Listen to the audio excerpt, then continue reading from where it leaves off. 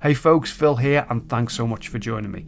So this video is for anyone who is new to gouache and fancies having a little try, but you're just not sure about all the different gouache products on the market, the different brands, how they differ to watercolours and acrylics, for example, and maybe you've heard of this relatively new product on the market called Acrylic Gouache. How does that differ from traditional gouache? Gouache on the whole is a fantastic medium. It's definitely well worth considering. You can get some really nice, striking and unique effects that you can't get with any other painting medium, but there are definitely some things that will trip you up. So what I'll do in this video is take you through the characteristics of gouache and acrylic gouache, how they differ, some of the pros and cons compared to, say, acrylics and watercolour, and then I'm going to give you some specific recommendations for different brands and different products. No affiliation to any of the companies, they're just what I use personally, what I have used and tested, and what I think can work well for both newcomers and more experienced artists alike. Alright, so you can see I've got a nice pretty colour chart here in front of me. So 3 rows of different mediums, watercolour, gouache and acrylic. I've got a 4th and 5th row hidden here at the bottom. If you stick around till the end, I'm going to reveal what that 5th row is. If that's not a reason to keep watching, I don't know what is. So the first thing to say is that all 3 of these mediums, watercolour, gouache and acrylic, are what we call water-based or water-soluble. And that simply means that you can activate the paint, you can dilute it with water. Also means you can clean your brushes with water as well. And that obviously differs to oil paints, where you'd have to use terps or white spirits to get your brushes clean and to thin down the paint. So all 3 of these are water-based. However, only one of them, acrylic, is waterproof. So once it's dry, acrylic paint effectively has got an adhesive in it, and once it's dry, we can't reactivate that paint. Whereas with gouache and watercolour to an extent, you can reactivate the paint, so it's not waterproof. And this waterproofness, and that is a word, does matter. Okay, it's important, and I'll come on to why a little bit later in the video. So the first question to ask is, why might you choose gouache over acrylic or watercolour or any other painting or drawing medium? Well, as an artist, I would suggest that the primary reason that any of us pick a drawing or painting medium over another one for any particular piece of artwork is because we like the look and feel, or we think that the look and feel, the appearance, is going to lend itself well to the style and the subject matter that we've got in mind. You can see in the watercolour row here that being a translucent or semi-translucent medium, lots of the paper surface shows through, and that's a quality that's very distinctive to watercolour. It's a quality that watercolourists embrace. They want the mottled paper surface to show through under the paint, and the way that we lighten watercolours, instead of using white, is to allow more of the paper surface to show through. So the paint has to be transparent or translucent for that to happen. Now gouache and acrylic, on the other hand, are opaque, so the paper surface doesn't show through. And you can see from this little test here where I've just drawn a line with a black marker pen, if I paint a green watercolour paint over the top of that, it just doesn't cover that black marker at all. And I can add a second layer and a third layer, and I could be adding layers all day and I'm never going to cover that black pen. Whereas with gouache, and certainly a good quality, artist quality gouache, I can cover that black line pretty much with the first pass. And if you can cover black marker pen, then you can pretty much cover anything else. And even with, this is a lower quality acrylic paint, so a student quality, even with this, if I let the first layer dry and then add a second layer, I'm going to get good opaque coverage. So opaque versus transparent, very different look and feel. But it isn't just down to appearance. That opacity allows you to paint, allows you to approach a painting in a different way than painting with watercolour. With watercolours, we've got to paint in a very linear light to dark fashion. So you start with your lightest colours, which is typically the white of the paper. You've got to remember not to paint over that if you want to leave any bright white highlights. Then you would add a pale wash, let that dry, a darker wash, allow that to dry, and then a darker wash, and so on, until the very darkest tones, the very darkest values in your painting are going to come at the end. Now that's not the case with an opaque medium like gouache. So you can start with a middle range colour, what we call a mid-tone, and when that's dry you can add a lighter colour on top, and you can also add darker colours on top as well. And being able to move freely between light and dark makes your life as an artist a lot easier. The painting process is more forgiving, and that's why typically art teachers, including myself, would say that painting with acrylics is generally more newcomer friendly, more forgiving than painting with watercolours. Alright, so if that's the difference between an opaque and a transparent medium, why might you choose gouache over acrylic? Well, again, it comes down to the look and feel. So gouache has a very distinctive matte appearance to it, And if it's a good quality, again, an artist quality gouache, the paint will dry very flat and very even as well. So you tend not to get any brush marks. The paint settles really nicely and really evenly. Acrylics, on the other hand, has a little bit of gloss added to it, so it doesn't have that distinctive matte appearance. And it's probably not too apparent here on camera, but if you were looking at this in real life, you could definitely see, I can definitely see the difference between this matte gouache and this more glossy acrylic. And acrylic as well, you'll also get more of the brush marks. You can see those here, more of the brush marks are apparent. Artists, they very often want that. They want that painterly look and feel. So there is definitely a difference in the appearance between these two. And that, again, is the primary reason why you go for gouache. I've seen some gouache artwork that is so flat and so even, it looks like it could be digital art. It was created on a computer. And it's difficult to achieve that, definitely with watercolour, but even with acrylics and oils as well. Now, the other difference is the one that I touched on earlier, and that's this permanence or waterproofness, which we've already established is a word. So gouache can be activated, reactivated, acrylics can't. Now, from a process point of view, a painting process point of view, this permanence can make life a bit easier because you don't have to worry about reactivating paint as you add layers on top. When you add a second layer of gouache, you really do have to be careful that you don't disturb the paint underneath. Otherwise, that top layer is going to get contaminated and become potentially quite muddy. And you can see that here with this little yellow strip on top. You can avoid that by being careful, not scrubbing the paint too much, and by making sure that you always try to go a little bit thicker with the paint when you layer it on top of a dry layer underneath. Now, there is a disadvantage to being permanent, like acrylic, and that is that once your paints have dried on your palette, you're not reactivating them, and they will dry quite quickly. And this is the reason why acrylic artists will use a stay wet palette. It's very easy to create your own stay wet palette. You don't need to go and buy anything special, and I'll show you that in just a moment, but it's a consideration because I absolutely guarantee if you've not painted with either acrylic or gouache or even watercolour out of tubes before, you will squeeze too much paint out pretty much every time. With watercolour and gouache, at least it can be reactivated. It's not going to go to waste. Not the case with acrylic. So now let's talk about what is a relatively new product on the market, and it's a hybrid between acrylic and gouache. And guess what they called it? Yep, acrylic gouache. Brilliant. So this row of colours here is acrylic gouache, and the idea, in theory at least, is that it gives you the best of both worlds. It gives you the nice flat matte appearance of gouache, but the permanence of acrylic. So if we take a brush and some water, and we try and tease out that colour, you can see it's waterproof in the same way that acrylic is. So what this means is that you don't have to worry, like you do with gouache, about disturbing the paint underneath, but you still get the appearance that is very distinctive to that medium. Now the purists, I can hear them already, the purists are shouting at me, they're saying, Phil, acrylic gouache is not gouache, it's just acrylics in disguise. And you know what, for some brands, I've done quite a bit of testing now with different brands of both traditional gouache and acrylic gouache. For some brands, I'm going to agree with them. When they dry, they just look like acrylics, or very similar to acrylics. So they've got a slight gloss to them, and the brush marks show up as well. This brand here is a brand called Turner. So these are from Japan, and they're a kind of mid-range price. You can definitely get more expensive traditional gouache than these, but they've got a very good reputation, and I can see why.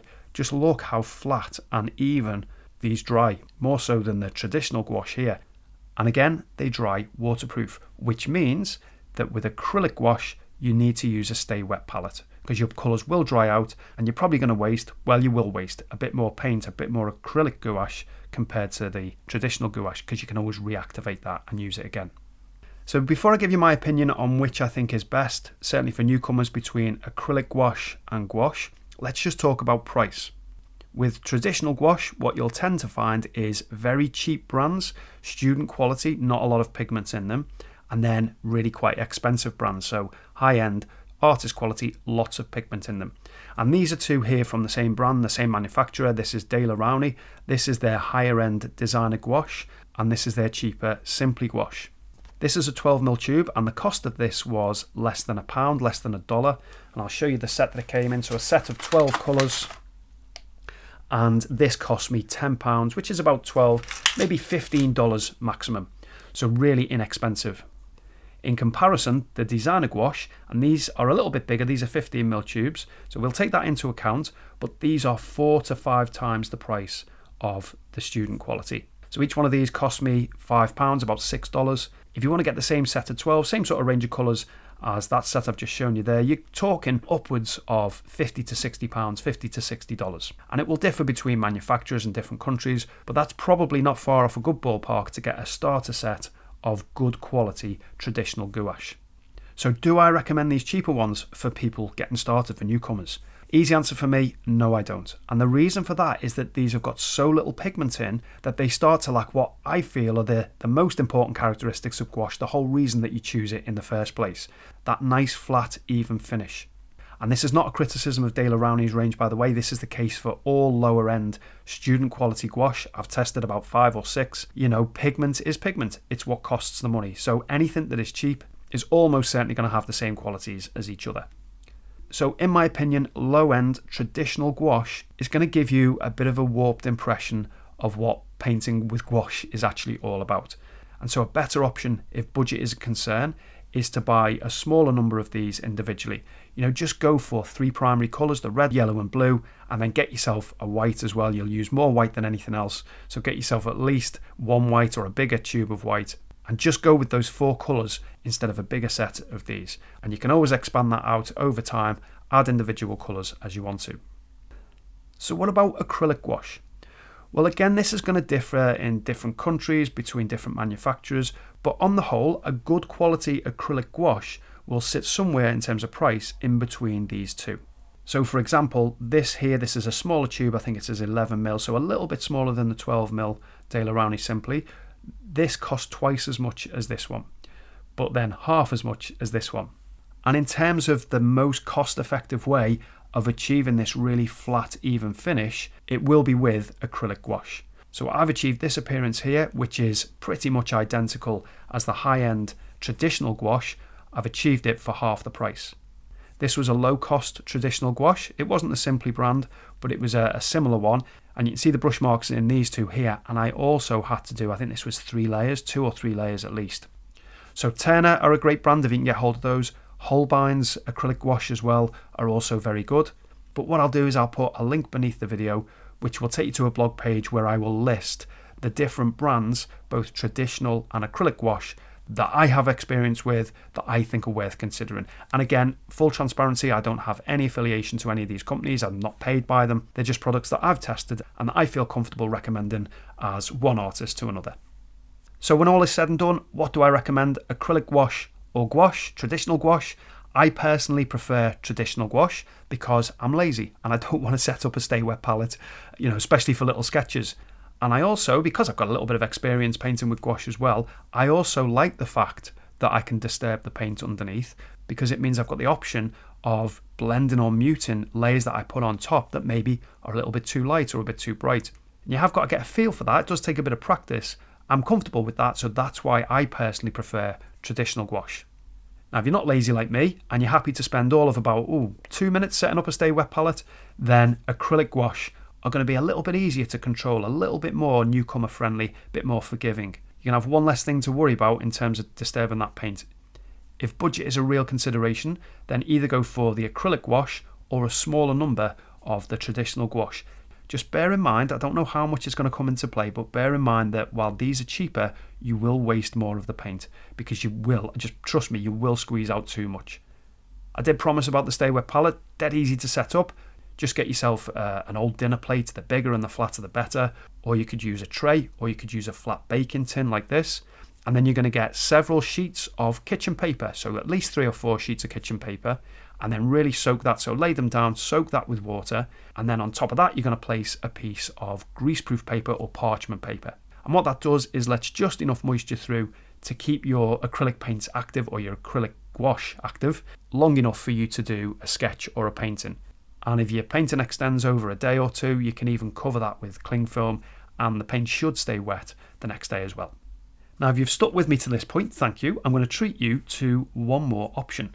So this final row here is where I have used watercolour paint, regular watercolour paint, and mixed it with white gouache. So either white acrylic gouache or white traditional gouache. I think this was the traditional. We can test. Let's see if it's waterproof or not. So yeah, traditional, so not waterproof. So I mixed paints out of this little pocket set of watercolours. These are just student quality. I had on the palette the side, I had a big dollop of white paint, and then I just mix some of these colours with that white. Much more convenient if you've got tubes of watercolour paint, because you're not then going to contaminate these. You can clean them up easy enough with a damp cloth afterwards, but definitely easier if you've got watercolour tubes. But if you do have watercolour paints already, this is a really simple way, a really cost-effective way of trying out a gouache painting and seeing that style. And to give this method a test, this is a little still life sketch I did with that pocket set of watercolours and just the white gouache. Now what you will see is that the colours are all quite muted, aren't they? Because what happens when you add white to a colour is that you desaturate it, you take some of the colour away. You're also obviously going to lighten the colour as well. So what you need to do with your watercolours, whether you're using tubes or pans, is make as thick a mix as you can before you add the white to it. So a really thick mix, as little water as possible. And you may just have to add some other colours to darken that first, so that you can then add the white and bring it back to a more reasonable tone.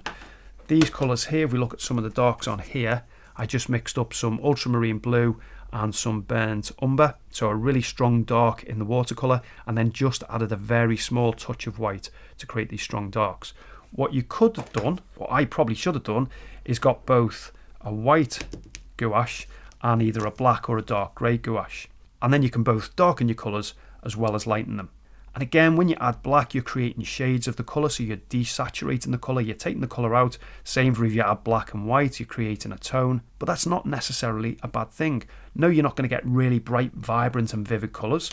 But this doesn't look dull, does it? It doesn't look particularly dull and flat, even though, you know, I've had to grey down the colours, most of the colours, create tints or tones from them by adding the black and the white. So definitely very achievable, really affordable if you've already got watercolours, because you've only got to buy one, possibly two different gouache paints.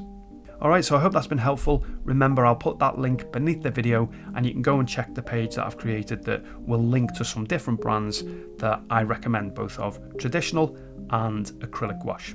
Thanks very much for watching, and I hope to see you in a future video.